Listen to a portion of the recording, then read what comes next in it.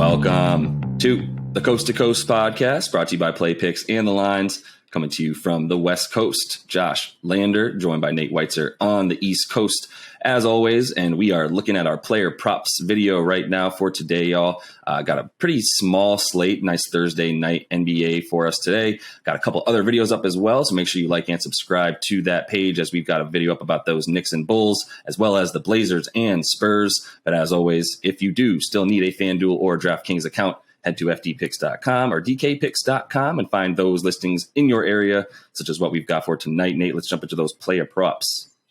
Yeah, I'm looking at the rook here, number one overall pick, Cade Cunningham, who started very slowly, in part because he was dealing with a sprained ankle, but Pistons have kind of turned him loose lately, giving him 33 minutes per game in his last 9, and he's averaging 15.5 points, 7.7 rebounds, 5.5 assists in that span. Has not shied away from the high-profile matchups. He's averaging 27 points, rebounds, assists combined in 4 meetings against the Bucks, Lakers, Clippers, and his last game against Portland, where he scored a career-high 26 on 10 for 13 field goal shooting. So now going into Phoenix against the hottest team, first place in the NBA, 17-game win streak. The Suns aren't necessarily a team that you expect to have a letdown and just like suddenly lose in the most unexpected situation, but I think they are going to lapse a little bit, at least defensively, after that hardcore defensive effort to beat the Warriors 2 nights ago. They probably won't take the Pistons that seriously. They do allow a few more assists per game at home, 23.6, which is above league average. So looking at Cunningham, to get his points over 15.5 at pretty much even money, you can get slight plus odds for him to get over 20.5 points in assists, or just take his rebounds, which he's been doing at a nice clip. That's plus 120 at DK for him to get at least 7 boards. Certainly not taking any player performance doubles for the Pistons to win here, but I think regardless of game flow, the rookie's going to get plenty of opportunities to show what he can do against a first-place team. Yeah, no, that adds up. I mean, for Cade, I think it was a matter of like seeing if he was going to be able to hang in the NBA. And as soon as his ankle looked fine, it was like, yeah, he can play in the NBA. What are we talking about here? And yeah, the fact that he's been doing what he's been doing against really good defenses, in the last 4 that you mentioned, with the exception of Portland, but still, taking on Portland. Playing in Portland, precisely. So that's a different team entirely than when they're on the road, as we mentioned in that Blazers Spurs video. I like Cade as well. I've always liked his game a lot. And the exterior stats, those assists and rebounds for him have been up as well. Not a ton of chances for rebounds against a very, very efficient Spurs offense. But we do know that that's why you've got that plus 120 next to that prop there of 6.5 boards for him on FanDuel. Kind of like that one as well for the juice there. I'm going to go back to the DeAndre Ayton after we called him having a big game against the Warriors and that nice win. He was really the reason for the win once Devin Booker went out, to be honest, with that injury. And that's, another thing to look at here is how his usage rate climbs when Devin Booker is out. It goes from 20 to 24%. You see a lot more Chris Paul and DeAndre Ayton, pick and rolls and things of that nature, playing that 2-man game right now, which, I mean, God, if Chris Paul doesn't make every center he's ever played with look like the best center in the league, it's incredible. And Ayton's going to continue to thrive off of that. Why his usage rate goes up when Book is out is the ball's in Chris Paul's hands more, which means Ayton's going to be finishing the ball a lot more as well. I love that for him. He's been huge lately. 8 of his last 11, he's gotten over 15 points. In terms of how Detroit is on defense, we know that they're not very good. They're still a young team. They give up the second highest field goal percentage, and they're dead last in field goals made on their end, which means a lot of bricks and a ton of rebound chances for Ayton, who's always the biggest guy on the floor right now and plays as such, and is why he has success against guys like Draymond Green and other sort of smaller bigs. See Isaiah Stewart on the Pistons, etc. So I think he'll have plenty of opportunity to be the biggest guy down there, get some offensive rebounds as well. His points, it's not a great value bet in terms of minus 154 on FanDuel for him to get 15 plus points in a win. But if his point total is at 17.5, which doesn't necessarily make me nervous, as I think he will continue to shoot the ball more with Book out. But let's just go ahead and take those points and rebounds combined, which is at about 30, and feel pretty good about that one. Yeah, I mean, not getting great value for 15 in a win because he's been getting that And the Suns are 12-point favorites tonight. So, of course, you're not going to get a great money line, but you do get plus odds for him to get 12 rebounds. And he's averaging 12.5 rebounds per game at home, along with 17.6 points. So if you want the better juice there, I would target the rebounds in the win.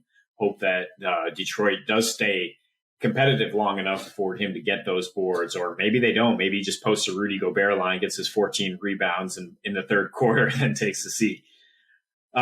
Looking at a game that should be competitive, though, at Madison Square Garden, Bulls at Knicks. We break this down in an episode and mention briefly how DeMar DeRozan should have another good game, especially if RJ Barrett is not able to play with that illness. The Knicks are going to lack a good wing defender to really stick on him.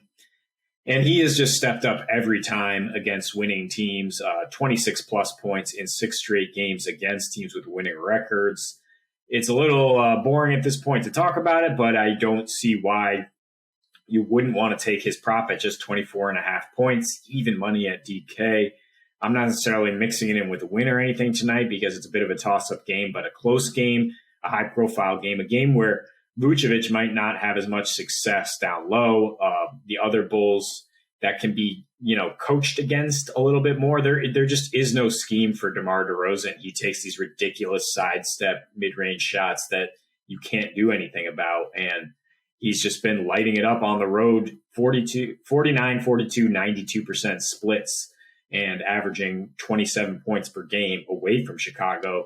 And in Chicago, his last time against these Knicks, they couldn't do anything with him. 31 points on 31.5% usage rate. So I don't see why he would have trouble getting to 25 points. And if you do want to take, get some extra odds for him to get 30 in a win, you get plus 560. And that's certainly a lot of juice for a Bulls team that is favored by 2 points right now. Yeah, I mean, and I'm looking at a couple of things for the DeMar bet there. And starting with the fact that you said, Vooch isn't going to get his down low. Not that he's actually been pulling a bunch of threes, and the Bulls have in general, not really relying on getting points in the paint because of the fact that their layup is a DeMar 15-foot jump shot, right?